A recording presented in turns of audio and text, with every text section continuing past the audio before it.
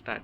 भारत के सबसे बड़े सूबे उत्तर प्रदेश के जनपद मऊ से ताल्लुक रखने वाले माफिया डॉन मुख्तार अंसारी की कहानी का अंत हो चुका है।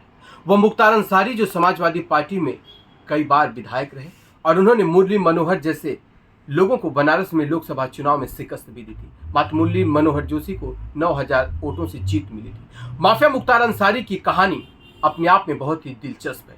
उनके चाहने वाले गरीबों का मचिया कहते थे तो कोई कहता था कि रॉबिन हुड है। मुख्तार अंसारी का जलवा और मुख्तार अंसारी का तेवर बड़ा ही खतरनाक था। कुछ लोगों के लिए वो रक्षक थे तो बहुत लोगों के लिए भक्षक थे। जैसे लोगों के जीवन का अंत होता है वैसे ही मुख्तार के जीवन का अंत तो हो गया। लेकिन मुख्तार के परिजनों ने बड़ा आरोप लगाया है कि उन्हें खाने में जहर दिया गया था। इस बात की सूचना उनके वकील ने भी दी थी। इस बात की जानकारी उनके बच्चों को भी थी और अफजाल अंसारी ने मीडिया से बातचीत करते हुए सरकार को कहीं ना कहीं कटघरे में खड़ा कर दिया है। वहीं पर देखा जाए तो समाजवादी पार्टी को लेकर के भी लोग सवाल खड़ा कर रहे हैं, क्योंकि अब एमआईएम के नेता असदुद्दीन ओवैसी साहब मुख्तार अंसारी के घर पहुंचे। उसके बाद सवाल खड़ा होने लगा कि अखिलेश यादव कब पहुंचेंगे, क्योंकि अखिलेश यादव और मुलायम सिंह यादव के परिवार से मुख्तार अंसारी का बड़ा गहरा संबंध रहा है। और मुख्तार अंसारी कहा यह भी जाता है, सोशल मीडिया पर चल रहा है कि मुख्तार अंसारी को संरक्षण समाजवादी पार्टी सरकार में खूब मिला है और वो जब अपना रुतबा कायम कर रहे थे उसमें कहीं ना कहीं मुलायम सिंह यादव का भी बड़ा योगदान था, ऐसा लोग कह रहे हैं। लेकिन वो मुख्तार अंसारी, उनके ऊपर यह भी आरोप है कि उन्होंने मऊ में दंगे भी कराए थे और यहीं तक नहीं, वो खुली जीप में एकदम राजा वाले अंदाज में और हीरो वाले अंदाज में गाड़ी पर घूमकर और जायजा ले रहे थे। लेकिन बाद में आरोप यह लगा कि दंगा कराने वाला कोई और नहीं, मुख्तार अंसारी थे। एक तबका उनको मसीहा मानता है तो दूसरा तबका वहां के लोग और आसपास के कुछ लोगों से जब मीडिया के लोगों ने बात किया तो उन लोगों ने यह बताया कि मुख्तार अंसारी हमारे परिजनों को, एक शख्स उसमें उन्होंने बताया कि उनका बेटा ड्राइविंग करता था और चुनाव का माहौल था, उस दौरान हमारा बेटा बाहर निकला और उसे गोली मार दिया गया और एक गोली नहीं 4-4 गोली मारी गई। और यहीं तक नहीं, कृष्णानंद राय जो भारतीय जनता पार्टी के वरिष्ठ नेता थे उनकी भी हत्या 400 गोलियां मारकर कर दी गई थी और उनकी समर्थकों की हत्या उसी समय हो गई थी।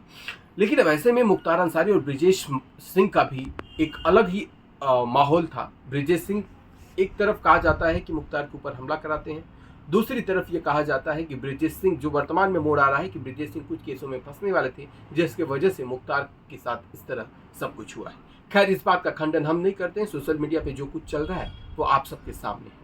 लेकिन गरीबों की मसीहा वाली जो छवि है, एक तरफ से देखा जाए तो मुस्लिम समुदाय वास्तव में उन्हें गरीबों का मसीहा मानता था और एक तरफ से देखा जाए अतीक अहमद भी मुसलमानों के लिए बहुत कुछ किए और एक तरफ मुख्तार को भी देखा जाए तो उन्होंने मुसलमानों के लिए बहुत कुछ किया और सबसे ज्यादा तादाद में वहां पर पहुंचने वाले भी मुसलमान भाई ही थे।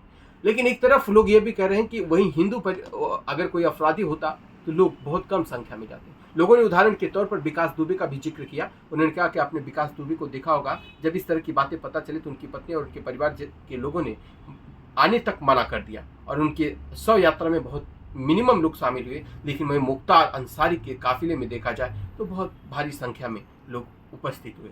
लेकिन एक ये भी देखा जाए, चाहे माफिया कोई भी हो, चाहे वो जो भी माफिया रहो, या किसी जाति या किसी धर्म किसी मजहब का हो, अगर वो किसी का घर उजाड़ता है और किसी के गोद से किसी का बेटा छीनता है, किसी का पति छीनता है, किसी का बाप का सर से साया छीनता है, अगर वो दूसरे के परिवार को दुख पहुंचाएगा तो एक दिन उसके परिवार को दुख मिलेगा।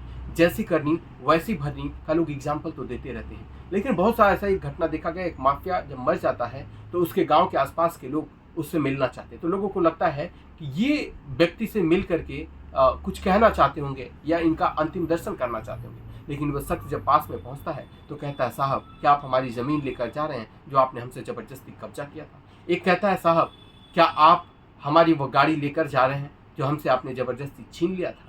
तब वहाँ के आसपास के लोगों को ये लगता है कि दुनिया से जब अलविदा करो तो कोई यह न कहे कि आपने हमारा कुछ हक मारा और हमारा आपने कुछ लिया। तो मुख्तार अंसारी की कहानी का अंत तो हुआ, लेकिन अभी मुख्तार अंसारी के चाहने वालों का बहुत तादाद है और मुख्तार अंसारी के समर्थक ये कह रहे हैं कि सरकार बदलेगी तो हिसाब भी लिया जाएगा। इमरान प्रतापगढ़ी जो कांग्रेस पार्टी के वरिष्ठ नेता हैं और सांसद भी हैं, वो भी कह रहे हैं कि हर बच्चे बच्चे में मुख्तार अंसारी हैं। क्या मुख्तार अंसारी के कर्म इतने अच्छे थे, हर बच्चा बच्चा उनकी जैसा बनना चाहता है? मुख्तार अंसारी इतने ही लोकप्रिय थे, इतना ज़्यादा उनकी लोकप्रियता थी?